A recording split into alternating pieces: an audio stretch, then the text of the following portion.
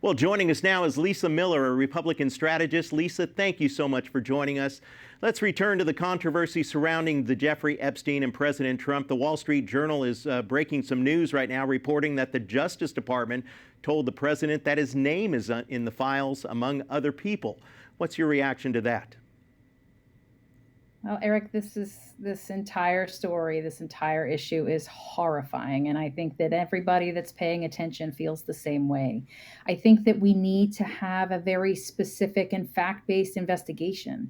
And the problem, as you and your listeners and viewers understand, is that Washington's politics tends to confuse and distract and really stand in the way of progress for the issues that really matter to the American people. So there is a lot of political gamesmanship. It's a back and forth. I mean, it's really a toss, a game of baseball, tossing back and forth. I mean, even the Nats have to play 9 innings in these kinds of circumstances, regardless of how poor the playbook is for them to get through. So the difficulty today is that regardless of how complex this issue is, the fact that folks are pointing to this specific piece of this bigger, broader, more really disturbing issue is that politics has got to get out of the way and Congress has got to get back to work on the issues that the American people care about. Yeah, exactly. Speaker Johnson says, it's a fine line that you have to be able to protect the victims, but also release the information as well. But I got to tell you, what people really care about out there, it seems to be about grocery prices, the price of gas. They're really concerned about the economy right now, are they not?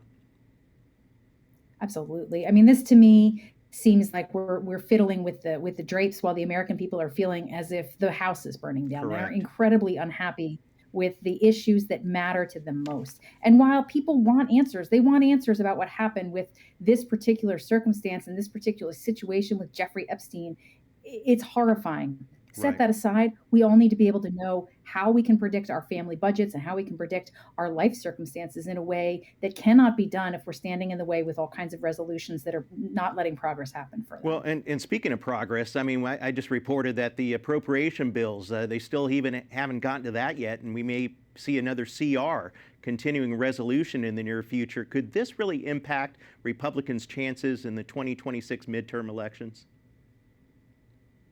Well, I don't know yet, Eric. I mean, I think the one thing that we can say from the very beginning, and you and I have been watching this very closely, is that there's been a lot of not necessarily expecting that the Republicans would get a lot done in the House.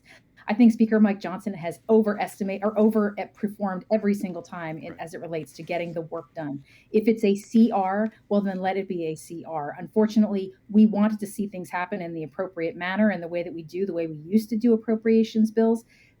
More importantly, though, what the Republican House and the Republican Senate are trying to deliver, regardless of some of the other important and necessary distractions, is that they want to get the appropriations bills done. So if it's a CR, it is not the proper order and the way that they wanted to get it to happen. But they would be more than willing to get that CR in place so that the American people can get the access to the resources that they need, as opposed to standing in the way with politics and gamesmanship, which, by the way, if they do deliver that, then it very well could play to their favor when we come to the ballot box next November. Republican strategist Lisa Miller, thank you so much for joining us. Thank you, Eric.